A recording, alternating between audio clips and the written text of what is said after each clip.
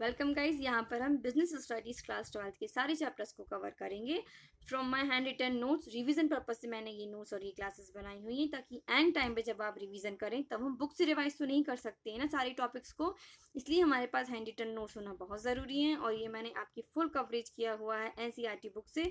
आप इन्हें एक बार पढ़ें और एक बार सुने तो आपको लास्ट मोमेंट में जब रिविजन की ज़रूरत होती है तब आप इनको बहुत अच्छे से यूज़ कर सकते हैं अपनी रिवीजन पर्पस है। चलिए तो स्टार्ट करते हैं। आज का हमारा टॉपिक है nature and significance of management. ये इंपॉर्टेंट भी है तो इसे कृपया ध्यान से सुने। चलिए स्टार्ट करते हैं। सबसे पहले हम डिफाइन कर रहे हैं मैनेजमेंट की मीनिंग। मैनेजमेंट का मीनिंग क्या होता है, ठीक है। देखिए बहुत क्लासिक डेफिनेशन मैंने कवर करी हुई है और ये थोड़ी बड़ी डेफिनेशन इसलिए हम इसे टुकड़ों में पढ़ेंगे।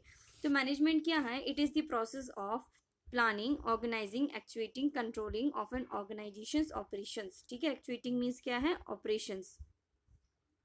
तो ऑर्गेनाइजेशन के ऑपरेशंस को जब हम प्लानिंग करते हैं, ऑर्गेनाइजिंग करते हैं, एक्चुएटिंग करते हैं, कंट्रोलिंग करते हैं, तो इसी प्रोसेस को हम क्या बोलते हैं? Management. Means management is very wide task, जिसमें प्लानिंग भी आ गया, ऑर्गेनाइजिंग में आ गया, एक्चुएटिंग भी आ गया, कंट्रोलिंग भी आ गया, ठीक है।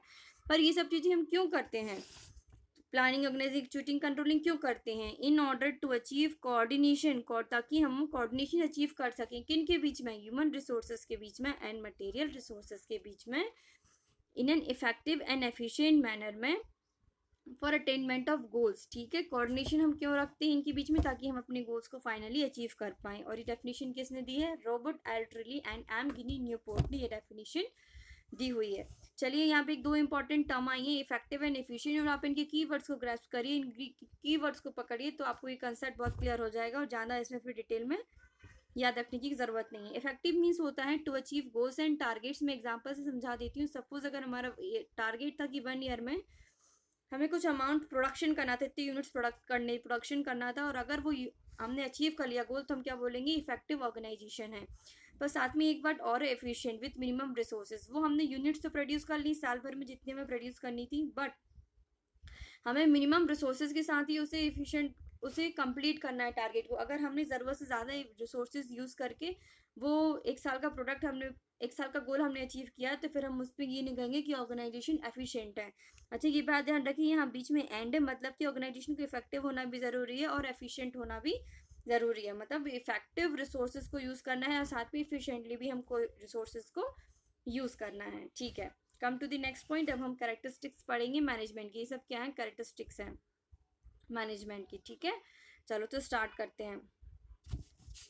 देखिए कैरेक्टरिस्टिक्स यहाँ से स्टार्ट हुई, ये मैंने लिखा हुआ कैरेक्टरिस्टिक्स ऑफ मैनेजमेंट। फाइन, चलिए तो फर्स्ट वाले से हम स्टार्ट करते हैं क्या क्या हमारे कैरेक्टरिस्टिक्स हैं।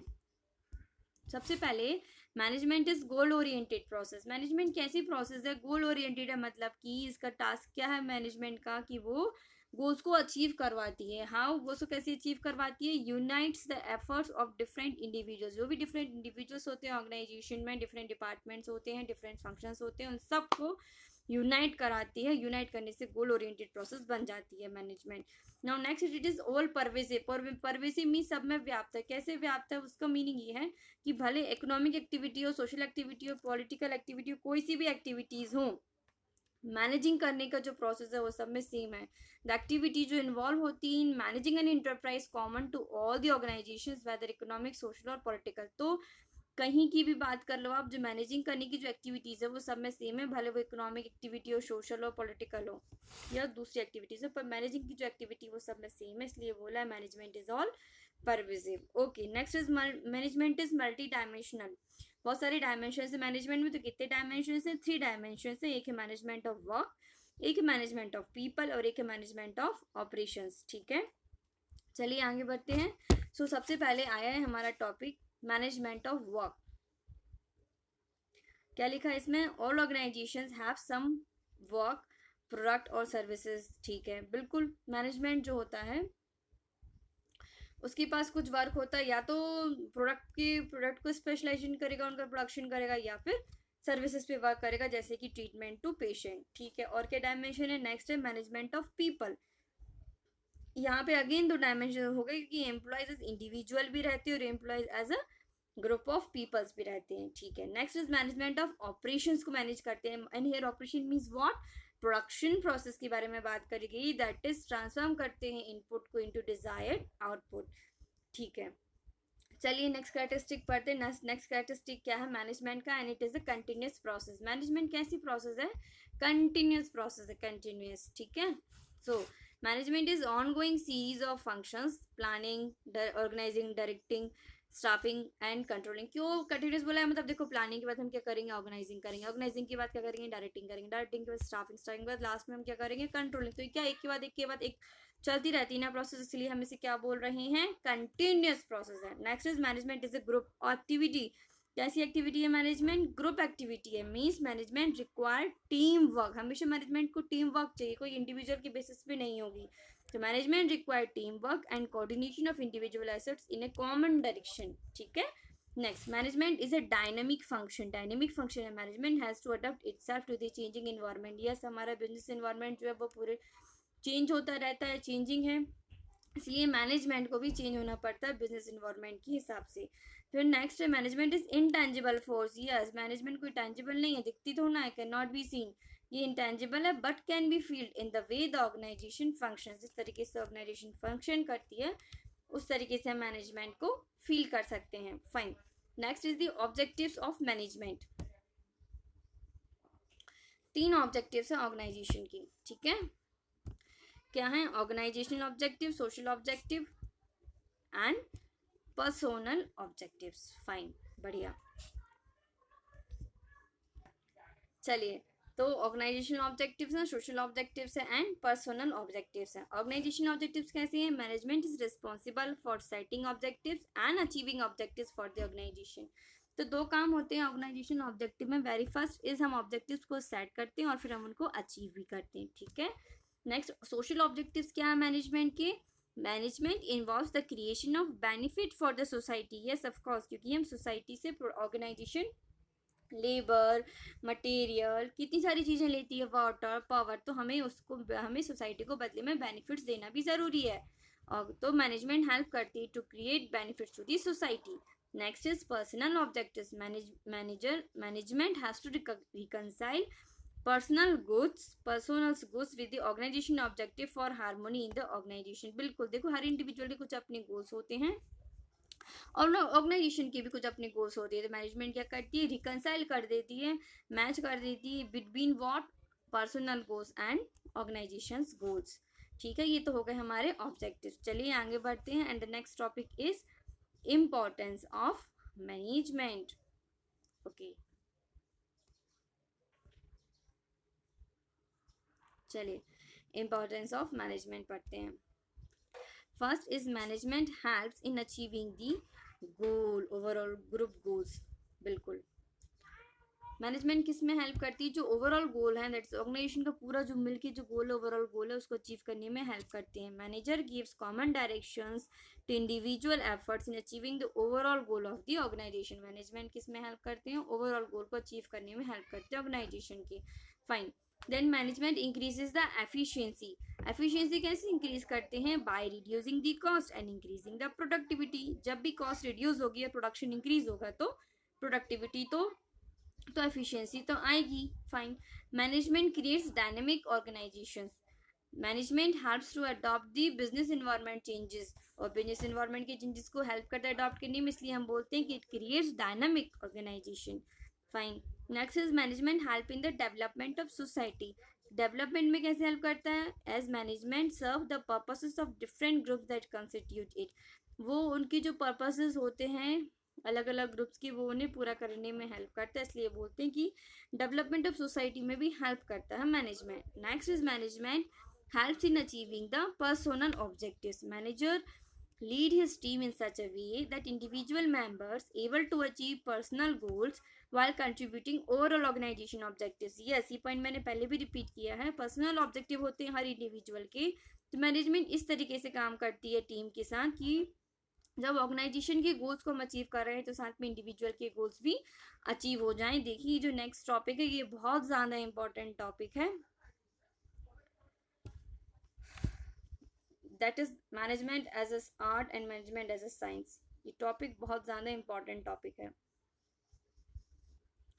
और मैंने इसको साथ में कवर कर लिया है, एज अ प्रोफेशन को भी मैंने साथ में कवर कर लिया है यहाँ पे, ताकि रिवीजन करने में इजी हो जाए, ठीक है। ये थोड़ा आपको लग रहा होगा कि बहुत कुछ है, पर ये मैंने बहुत सारी पेजेस और बहुत सारी चीज़ों को एक पेज में लाके कंप्लीट कर दिया है। तो अगर आप इसे समझ लेंगे एक बार और सुन लेंगे तो आपको कोई दिक्कत नहीं आने वाली है। पूरे चैप्टर में सबसे इम्पोर्टेंट टॉपिक तो यही है,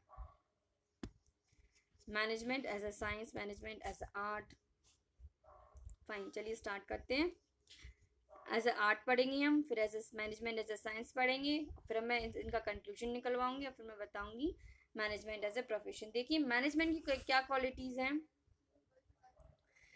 हमने बोला मैनेजमेंट एज ए आर्ट, तो हम देखेंगे आर्ट में क्या क्वालिटीज़ हैं और मैनेजमेंट में क्या वो क्वालिटीज़ मैच करती हैं। मैच करती है तो क्या बोल देंगे, management is a art also. Fine, इस तरीके से हम पढ़ेंगे। सबसे पहले हम आर्ट में पढ़ रहे हैं। देखिए मैनेजमेंट एज ए आर्ट, ठीक है, अब दिख रहा है, सबको शो हो रहा है।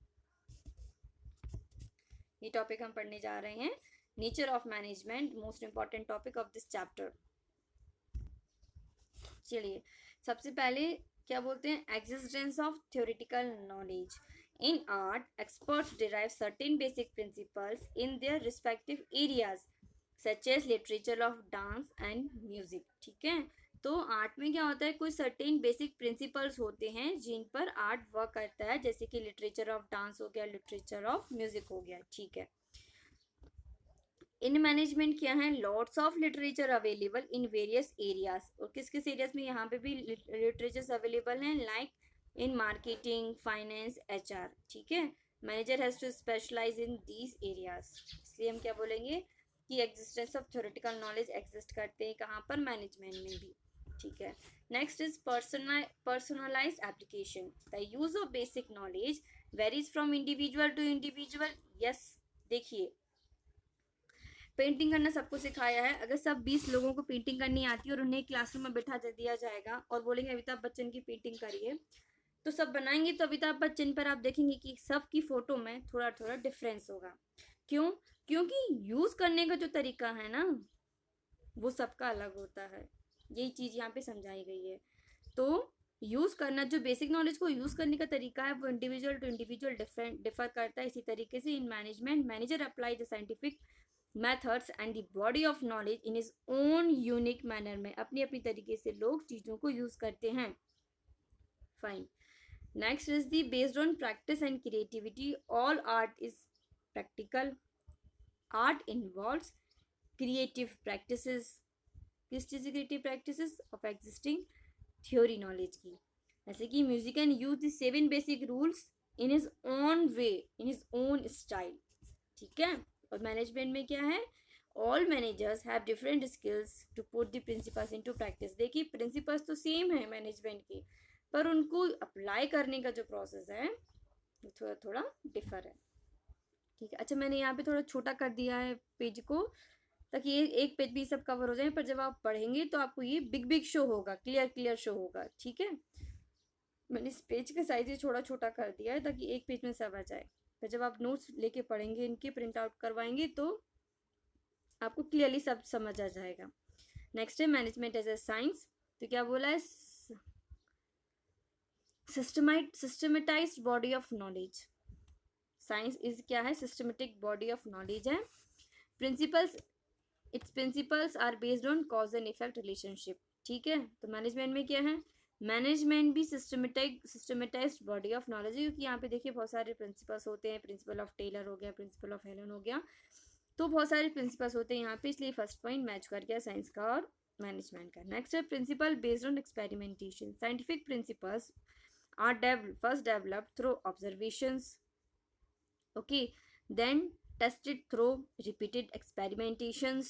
in management principles are involved। देखिए ये पॉइंट अपना कंप्लीट हो गया। क्या बोल रहे हैं कि डेवलप करते हैं ऑब्जर्वेशन के थ्रू, टेस्टेड करते हैं थ्रू एक्सपेरिमेंट के थ्रू, किसमें, साइंस में। और मैनेजमेंट में क्या करते हैं, principles are evolve over a period of time through observation. चलिए ठीक है, तो मैच हो गया पॉइंट। तो मतलब यहाँ पे भी मैनेजमेंट में भी प्रिंसिपल बेस्ड ऑन एक्सपेरिमेंटेशन है, यहाँ पे भी ऑब्जर्वेशन के थ्रू हम डेवलप करते हैं चीज़ों को। चलिए, पर नीचे लिखा हुआ इनएग्जैक्ट साइंस, इसका मतलब क्या है, टेस्टेड तो रिपीटेड एक्सपेरिमेंट है ना, तो यहाँ पे ये चीज़ कहीं फुलफिल नहीं होती पूरी तरीके से, पर कहीं कहीं फुल भी हो जाती है। ऑब्जर्व करने का जो पोर्शन है वो फिल हो जाता है, इसलिए हम इसे साइंस तो कहेंगे, पर कैसी साइंस है ये, इनएग्जैक्ट साइंस है। चलिए यूनिवर्सल वैलिडिटी मतलब क्या है? साइंटिफिक प्रिंसिपल्स है यूनिवर्सल वैलिडिटी एंड एप्लीकेशन मतलब यूज। तो पूरा यूनिवर्सल है, सब जगह उसको वैलिड मानते हैं, सब जगह उसे यूज कर सकते हैं, ठीक है। जबकि मैनेजमेंट में क्या है? In management manager use certain standard techniques in different situations, but the application and the use of management principle management may not be universal. हाँ, ये पॉइंट है। जैसे साइंटिफिक प्रिंसिपल्स सब में यूनिवर्सल हैं, एप्लीकेशंस भी यूनिवर्सल हैं, तो यहाँ पे जो यूज़ करना है उस सब जगह सेम तरीके से नहीं, सेम तरीके से हम प्रिंसिपल को सब जगह यूज़ नहीं करते हैं मैनेजमेंट में। हाँ, बट कुछ ऐसे स्टैंडर्ड्स हैं जो हम अलग अलग सिचुएशन में वो स्टैंडर्ड टेक्निक्स को हम अप्लाई करते हैं, ठीक है। तो प्रिंसिपल्स जो है मैनेजमेंट के is not the application and use of the principle management is not universal, ठीक है। तो हम ये नहीं कहेंगे साइंस नहीं है और साइंस है, तो क्या बोल रहे हैं? हाँ, बहुत कुछ साइंस से मैटर करता है, बिल्कुल एग्जैक्ट साइंस नहीं है मैनेजमेंट हमारा, ठीक है। मैंने management as a science and management as a art को कंक्लूड किया है। यहाँ पर देखिए कंक्लूजन में लिखा है management has both the features of science and art and not mutually exclusive but are complement to each other, ठीक है। मैनेजमेंट के पास दोनों फीचर्स हैं, साइंस के एंड आर्ट के, पर ये नहीं कह सकते कि ये म्यूचुअली एक्सक्लूसिव कोई एक चल जाएगा, ए ले लो या बी ले लो, ऐसा एक्सक्लूसिव नहीं है, बट वो complement that is made for each other, ठीक है। चलिए नेक्स्ट हमारा टॉपिक है मैनेजमेंट एज अ प्रोफेशन। ये टॉपिक अलग है पर नेचर में, इसलिए मैंने यहीं पे कवर कर लिया। तो well defined body of knowledge, all professions are based on well defined body of knowledge. Yes, management में जो प्रोफेशनल्स होते हैं उनके पास भी well defined body of knowledge है। Next is restricted entry. तो क्या होता है प्रोफेशन में? एंट्री रेस्ट्रिक्टेड होती है। हाउ? एग्जामिनेशन के थ्रू एंट्री मिलेगी या फिर कोई एजुकेशनल डिग्री है तो एंट्री मिलेगी। मैनेजमेंट में क्या है? ये क्राइटेरिया स्ट्रिक्टली मैट नहीं होता है, क्योंकि मैनेजर को एंट्री के लिए प्रोफेशनल नॉलेज होनी ज़रूरी है और ट्रेनिंग होनी ज़रूरी है और डिजायर्ड क्वालिफिकेशंस हो वो, ठीक है। तो ये वाला जो पॉइंट है बहुत स्ट्रिक्टली फॉलो नहीं होता है अपने मैनेजमेंट में। Next is ethical code of conduct. So all professions are bound by code of conduct which guide the behaviour of management, okay. तो प्रोफेशन में क्या है? वो बाउंड हो जाते हैं फॉलो करने के लिए कोड ऑफ कंडक्ट। हमारे मैनेजमेंट में क्या है?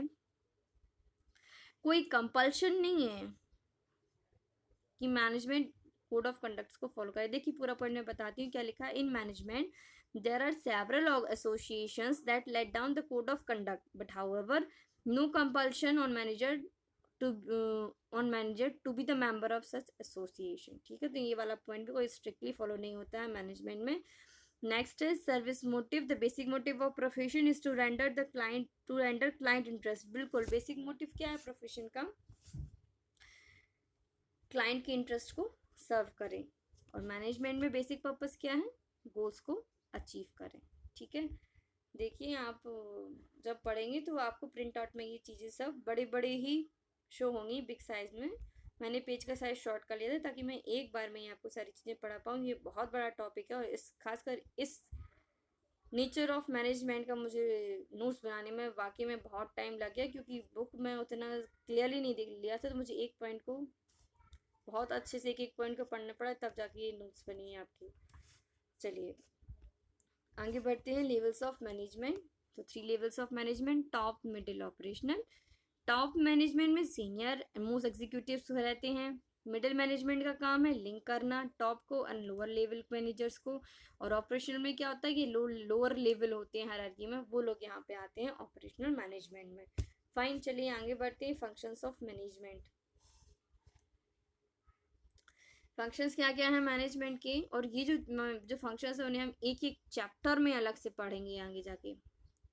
चलिए planning. So it is the function of determining in advance what is to be done and who is to do it.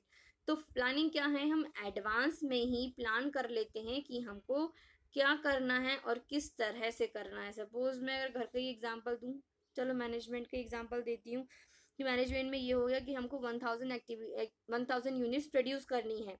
फिर हम देंगे जिम्मा किसको, हमें जिम्मा सौंपा है who is to do it, ठीक है। उसका प्रोडक्शन कौन करेगा, फिर उसको मैनेज कौन करेगा, उस एक्टिविटी को कौन उस एक्टिविटी को डायरेक्ट करेगा। तो ये सब काम भी हम कहाँ डिसाइड करते हैं? प्लानिंग में, ठीक है। तो एक तरीके से आप कह सकते हो प्लानिंग क्या है? माइंड मैप है जो एक्शन स्टार्ट करने से पहले हम करते हैं। Next is organising. एक वर्ड ध्यान रखें ऑर्गेनाइजिंग, जहाँ पे ऑर्गेनाइजिंग है एक वर्ड आप ध्यान रखा करें, दैट इज द इम्प्लीमेंटेशन। तो ये क्या जो भी हमने प्लान बनाए हैं प्लानिंग में, उनको इम्प्लीमेंटेशन का काम हम कहाँ पे करते हैं, ऑर्गेनाइजिंग में। Come to the next point, that is staffing. And staffing means find the right people for the right job. ठीक है, तो हम जो भी हमारा जॉब है वहाँ पे हम डिस्ट्रीब्यूट कर देते हैं कि ये वाले वर्क को कौन करेगा, ये वाले वर्क को कौन करेगा। तो राइट पीपल को राइट जॉब पे असाइन करने का काम किसका है, स्टाफिंग का। डायरेक्टिंग मीन्स क्या होता है, it involves leading. Directing word आया, आप लीडिंग वर्ड ध्यान रखिए। It involves leading, influencing and motivating the employee to perform the task assign to them. किसका रोल है, लीडर का रोल होता है, तो ये लीडिंग वर्ड से ध्यान रखें आप।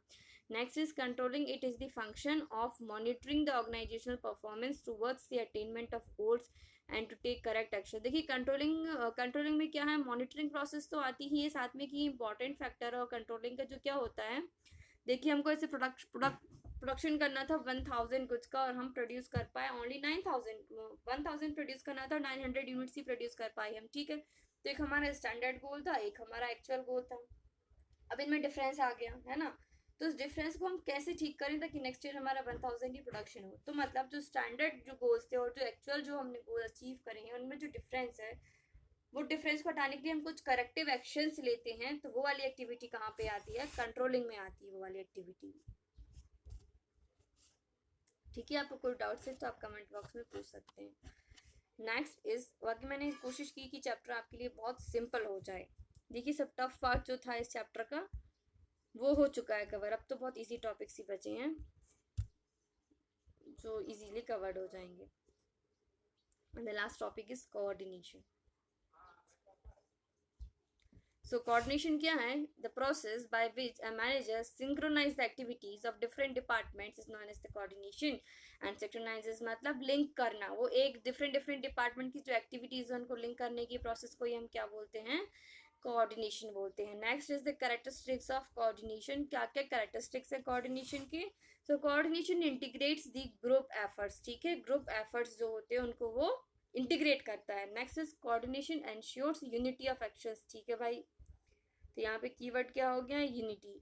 यहाँ पे कीवर्ड क्या हो गया, इंटीग्रेट्स। फाइन, तो कोऑर्डिनेशन कैसी प्रोसेस है, कंटिन्यूस प्रोसेस चलती रहेगी और ये सब जगह व्याप्त है। All pervasive action, all pervasive है and it is the responsibility of all the managers. ठीक है, कोऑर्डिनेशन करने की रिस्पॉन्सिबिलिटी किसकी है, सभी मैनेजर्स की। चलिए लास्ट में एक टॉपिक और है and that is the importance of coordination. उसमें मस्त 3 पॉइंट्स है, ये नोट्स में यहाँ पे शो नहीं हो रहा है ये लास्ट टॉपिक, तो मैं ऑलरेडी ही आपको बता देती हूँ। लास्ट टॉपिक है इम्पोर्टेंस ऑफ कोऑर्डिनेशन।